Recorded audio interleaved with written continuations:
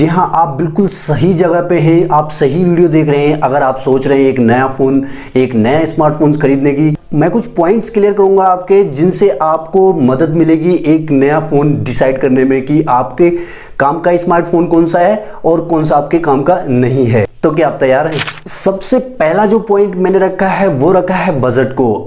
Budget एक set करके रखते हैं हम लोग अपने फ़ोन के लिए कि हमें स्मार्टफोन अगर नया खरीदना है तो कितने तक का खरीदना है, हमारा बजट क्या है। सपोज आपने 10,000 या 12,000 रुपये तक का अपना बजट सेट करके रखा हुआ है, बट जब भी हम शॉप में या ऑनलाइन किसी वेबसाइट में परचेज करने के लिए जाते हैं तो वहाँ पे हमें कोई महंगा फ़ोन पसंद आ जाता है, तो हम अपना बजट स्ट्रेच कर लेते हैं, बढ़ा देते हैं। 10,000 तक का बजट है तो 15 या 17 तक भी लेके चले जाते हैं। इस बात को मैं कभी प्रेफर नहीं करता कि अपना बजट बढ़ाना चाहिए। बजट कभी नहीं बढ़ाना चाहिए, जितना बजट है उसी बजट में अपना फ़ोन सर्च करना चाहिए। रीज़न सीधा सीधा है कि आए दिन नए फ़ोन लॉन्च होते रहते हैं, नई टेक्नोलॉजी, नए फीचर, कई सारे नए प्रोसेसर के साथ लॉन्च होते रहते हैं।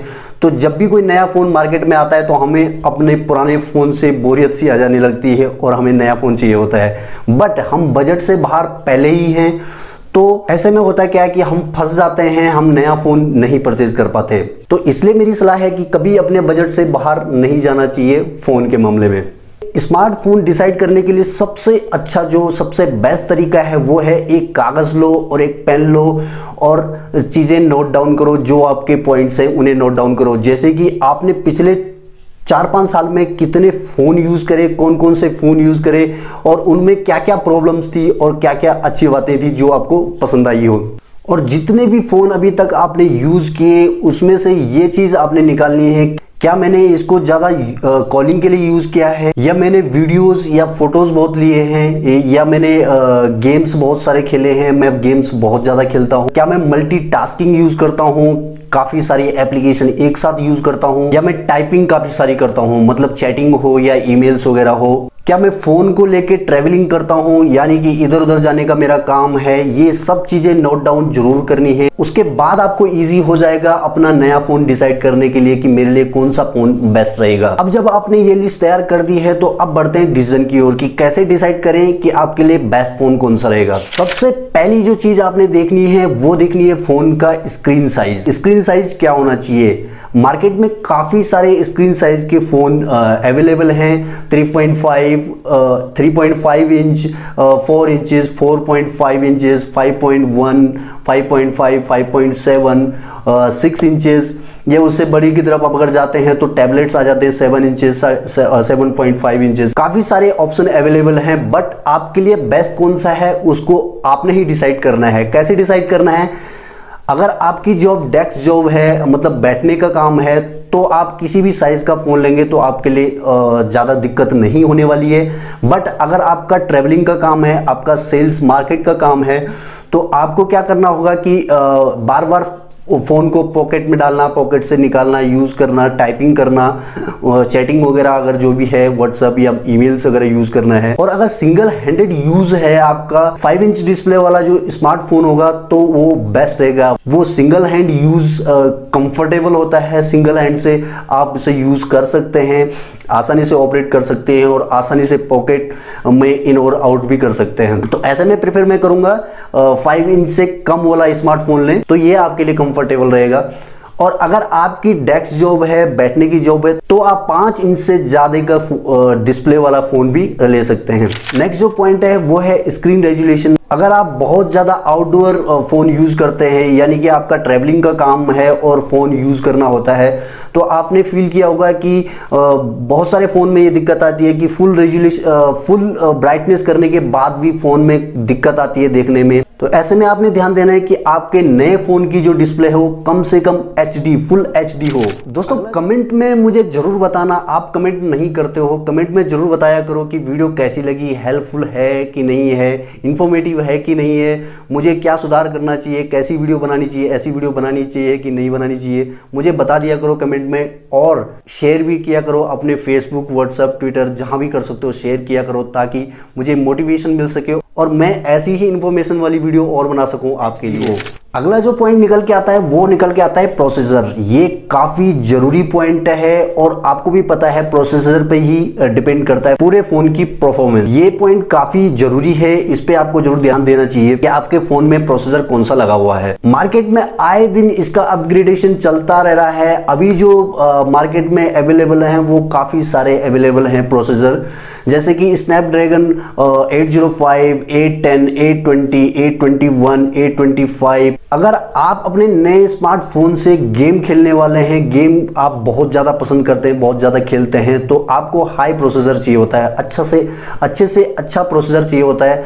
तो ज़रूरी नहीं है कि आपको स्नैपड्रैगन 835 ही चाहिए, क्योंकि वो बजट से काफ़ी बाहर चला जाता है, काफ़ी ऊपर चला जाता है। आपको 820 या 821 भी चल जाएगा, क्योंकि ये अच्छे से ऑप्टिमाइज है। अगर आप गेम नहीं खेलते हैं, सिंपल यूज़ करते हैं, कोई हाईटेक गेम, कोई हाईटेक एप्लीकेशन यूज नहीं करते हैं, सिंपल यूजेस कॉलिंग वॉलिंग के लिए यूज करते हैं फोन को, और आपको ज्यादा नॉलेज भी नहीं है प्रोसेसर की, तो आपको बस ध्यान इतना देना है कि आपका प्रोसेसर ज्यादा पुराना ना हो, यानी कि उसकी लॉन्चिंग जो डेट है वो 1 साल से ज्यादा पुरानी ना हो।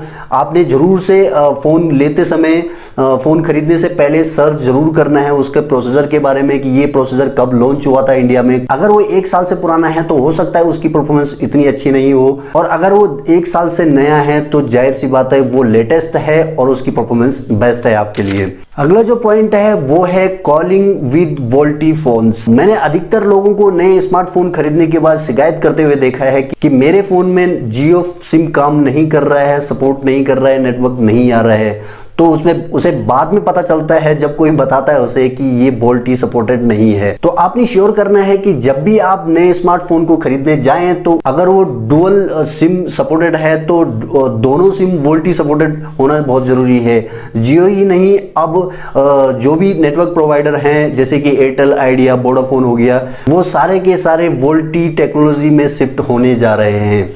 तो आपको श्योर होना है कि वो आपका जो नया स्मार्टफोन हो वो वोल्टी सपोर्टेड जरूर से हो। वोल्टी के साथ साथ आपको एक बात जरूर ध्यान में रखनी है, अगर आप ट्रेवलिंग ज्यादा करते हैं आउट ऑफ इंडिया या इंडिया में ही अलग अलग जगह पे ट्रेवलिंग करते हैं, तो आपको एक चीज जरूर ध्यान देनी है कि आपका जो नया स्मार्टफोन है वो कौन सी फ्रीक्वेंसी पे काम करता है, यानी कि जिस जगह आप ट्रेवलिंग करते हैं वहां पे आपका नेटवर्क प्रोवाइडर किस फ्रीक्वेंसी पे काम करता है और वो फ्रीक्वेंसी आपका फोन सपोर्ट करता है या नहीं तो आपको नेटवर्क इशू अलग अलग जगह पे आ सकती है। तो ये काम सारा आप ऑनलाइन कर सकते हैं, ऑनलाइन चेक कर सकते हैं वेबसाइट पे जाके। उसके लिए मैंने लिंक डिस्क्रिप्शन में दे रखा है, आप उस लिंक पे जाके चेक कर सकते हैं जो आपका नेटवर्क प्रोवाइडर का फ्रीक्वेंसी है वो आपका फोन सपोर्ट कर रहा है या नहीं। नेक्स्ट जो पॉइंट है वो है कैमरा, मोबाइल फोन का कैमरा।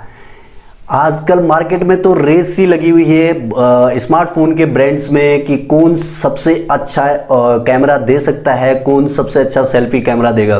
रीजन साफ है, डिमांड। लोगों की डिमांड ही ऐसी है, जब भी फोन खरीदने जाते हैं तो फोन का कैमरा सबसे पहले चेक करते हैं कि कितना मेगापिक्सल का है। 32 मेगापिक्सल, 48 मेगापिक्सल, 64 मेगापिक्सल, पता नहीं कैसे कैसे कितने मेगापिक्सल के कैमरे आज की डेट में मार्केट में अवेलेबल हैं। बट मैं आपको यहाँ पे बता दूं कि मेगापिक्सल ज्यादा होने से कुछ फर्क नहीं पड़ता, मैं इसको बिल्कुल भी नहीं मानता। एक 6 मेगापिक्सल या 8 मेगापिक्सल वाला कैमरा भी 48 मेगापिक्सल कैमरे से अच्छी फोटो दे सकता है। उसका कारण है अपर्चर या लेंस साइज, ये सब मैटर करता है। ये आपने सब चेक करना है। अपर्चर यानी कि आपने देखा होगा जिसको लिखते हैं f/1.2, 1.4, 4.1, इस तरीके से लिखा रहता है। तो अपर्चर आपने देखना है कम से कम होना चाहिए। अपर्चर जितना कम होगा उतनी लाइट ज्यादा प्रोवाइड होगी, और जितनी ज्यादा लाइट प्रोवाइड होगी उतनी अच्छी फोटो आपको मिलेगी। मेगापिक्सल के पीछे नहीं भागना है, आपने भागना है कि अपर्चर कितना है, उसमें HDR मोड है कि नहीं है, और ऑटो मोड के साथ साथ मैनुअल मोड है कि नहीं है। और टेस्ट करके जरूर देखिए, रिव्यू भी जरूर पढ़िए कैमरे का कि इस फोन का कैमरा कैसा है। सारे ऑनलाइन आज की डेट में रिव्यू पढ़े जा सकते हैं, आप देख सकते हैं। तो आप रिव्यू जरूर पढ़िए, उसके बाद डिसाइड करिए कि इस फोन का कैमरा अच्छा है या नहीं। दोस्तों नेक्स्ट जो पॉइंट है वो है बैटरी। बैटरी भी एक बहुत ही ज़्यादा ज़रूरी पॉइंट है स्मार्टफोन लेते समय। जैसे कि हम सभी जानते हैं कि आज की डेट में हम लोग दिन भर में 5 से 6 घंटे तो आराम से फ़ोन में लगे ही रहते हैं। तो ऐसे में ज़रूरत पड़ती है कि हमारा बैटरी बैकअप, जो हमारे फ़ोन का बैटरी बैकअप है वो अच्छा होना चाहिए। यानी कि जब हम सुबह चार्ज करके निकलें तो शाम तक उसका बैटरी डाउन नहीं होना चाहिए। इसमें आपने प्रेफर करना है कि 3500 mAh से ज़्यादा की बैटरी आपके फ़ोन की होनी चाहिए, तभी जाके वो शाम तक टिक पाएगा। नहीं तो अगर इससे कम है तो आपको दिन में 2 बार चार्ज करना पड़ सकता है। आजकल मार्केट में एक अलग सा ट्रेंड चल रहा है कि फ़ोन में 3.5 mm का जो जैक होता है वो गायब है। फ़ोन में 3.5 mm का जैक का है ही नहीं, मतलब हेडफोन वायरलेस ही चलेगा, आप कनेक्ट नहीं कर सकते क्योंकि उसमें हेडफोन का जैक है ही नहीं। पर्सनली अगर मैं अपना व्यू दूं इस बारे में तो मुझे बिल्कुल पसंद नहीं है कि इसमें 3.5 mm का जैक है ही नहीं जो फ़ोन मैं लेने जा रहा हूं। फिर भी टेक्नोलॉजी है तो उसको हमें एक्सेप्ट करना ही चाहिए। बट आपने ध्यान जरूर देना है कि अगर आप म्यूजिक ज़्यादा सुनते हैं, अगर आप हेडफोन या एयरफोन का यूज़ करके म्यूजिक सुनते हैं तो आपको श्योर होना है कि उस फोन में 3.5 mm का जैक जरूर होना चाहिए, यानी कि हेडफोन जैक होना ही चाहिए। इसके साथ साथ आपने इस बात का भी ध्यान देना है कि अगर आपका यूजेस स्पीकर फोन में ज़्यादा है, यानी कि आप वीडियो कॉलिंग ज़्यादा करते हैं, वीडियो कॉन्फ्रेंसिंग ज़्यादा करते हैं, तो ऐसे में जरूर ध्यान देने वाली बात है कि आपके फ़ोन में, आपके नए स्मार्टफोन में मोनो नहीं स्टीरियो स्पीकर होना बहुत ज़रूरी है। OnePlus 5 या OnePlus के जो पहले के फ़ोन हैं उनमें ये दिक्कत है, उनमें जो है मोनो स्पीकर है तो लाउड स्पीकर में क्लियर वॉइस नहीं आ पाती है, क्लियर सुनाई नहीं देता है क्योंकि बहुत ही कम वॉल्यूम होता है उसमें। तो आपने ज़रूर ध्यान देना है कि अगर आपका स्पीकर फ़ोन में ज़्यादा यूज़ है, अगर आप वीडियो कॉल ज़्यादा करते हैं तो आपके फ़ोन का जो स्पीकर है वो स्टीरियो टाइप होना ही चाहिए। अगला जो पॉइंट है वो है सिम स्लॉट और माइक्रो SD कार्ड स्लॉट। वैसे तो ये सभी लोग जानते हैं बट फिर भी इसमें 2 बातें हैं। अगर आप सिंगल सिम यूज़र हैं तब तो कोई दिक्कत नहीं, आप कैसे भी फ़ोन उठा के ले आओ। बट अगर आप डुअल सिम यूज़र हैं और साथ में आपको मेमोरी कार्ड की भी ज़रूरत पड़ती है, माइक्रो SD कार्ड की भी ज़रूरत पड़ती है, यानी कि जो आपका नया फ़ोन होने वाला है उसमें अगर 32 GB से भी कम की रोम है, उसमें स्पेस है, तो आपको श्योर हो जाना है उसमें जो डुअल सिम स्लॉट है वो सेपरेट हो और माइक्रो SD कार्ड का जो स्लॉट हो वो भी सेपरेट हो। ऐसे में होता है क्या है कि अगर आपके फ़ोन में 16 GB से कम इंटरनल मेमोरी है तो आधा से ज़्यादा स्पेस तो फ़ोन ही ले लेता है, फ़ोन का सिस्टम ही ले लेता है, उसके सॉफ्टवेयर वगैरह जो भी होते हैं वो ले लेता है। मतलब अगर 16 GB का है तो उसमें से 4-5 GB तो वही ले लेता है, उसके बाद 10-12 GB आपके फोटोज और वीडियोस ले लेते हैं, तो आपके फ़ोन में स्पेस की कमी आने लगती है। और आप डुअल सिम यूज़ करते हैं तो आप अलग से एक एक्सटर्नल SD कार्ड नहीं यूज़ कर सकते, क्योंकि अगर आपको उसे यूज़ करना है तो सिम को किसी हटाना पड़ेगा, या तो आपको फिर अलग से एक फ़ोन लेना पड़ेगा सिंगल सिम के लिए और वहाँ पर उसको SD कार्ड लगाना पड़ेगा। तो ऐसे में दिक्कत आ सकती है। तो अगर आप डुअल सिम यूज़र हैं तो आपने ये श्योर करना है या तो उसकी मेमोरी जो इंटरनल मेमोरी हो 32 GB से ज़्यादा हो, या फिर SD कार्ड का जो स्लॉट है वो अलग से हो। आखिरी जो पॉइंट है वो है सर्विस सेंटर। काफ़ी लोग इसे इग्नोर करते हैं बट इसे ये इग्नोर करने वाली बात नहीं है, बहुत ज़्यादा ज़रूरी बात है। अगर जो फ़ोन आप खरीदने जा रहे हैं, जो आप नए स्मार्टफोन लेने जा रहे हैं, चाहे वो कितना भी अच्छा हो, अगर आपके शहर में उसका सर्विस सेंटर नहीं है या उसकी सर्विसेज अच्छी नहीं है तो वो फ़ोन बिल्कुल ही बेकार है। आपके शहर में उसका सर्विस सेंटर नहीं है तो फ़ोन अगर आपने ले लिया, कुछ दिक्कत आ गई तो 2 ही ऑप्शन है, या तो उस फ़ोन को फेंक दो या फिर 100-150 किलोमीटर दूर जाके दूसरे शहर में जाके उसकी सर्विस करवाओ। तो ऐसे में काफ़ी महंगा वो सौदा पड़ सकता है, उसको इग्नोर ही किया जाए तो बेटर है। तो गाइज ये थे कुछ पॉइंट्स जिनको आपने फ़ोन खरीदने से पहले ध्यान में रखना चाहिए। आई होप ये वीडियो आपको हेल्प करेगी नए फ़ोन डिसाइड करने में।